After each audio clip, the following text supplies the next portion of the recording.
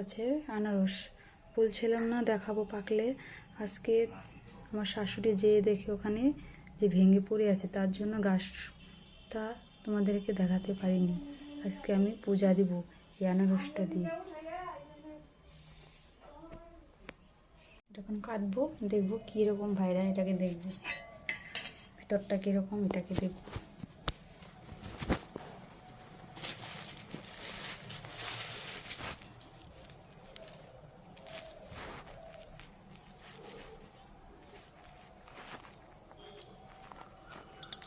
ভালোই হয়েছে। এখন আমি এটাকে পুজো দিব। আমি ঠাকুরকে দিয়ে দিলাম। প্রথম ফল বলে ঠাকুরকে না দিয়ে খেতে হয় না, তার জন্য ঠাকুরকে আমি দিয়ে নিলাম।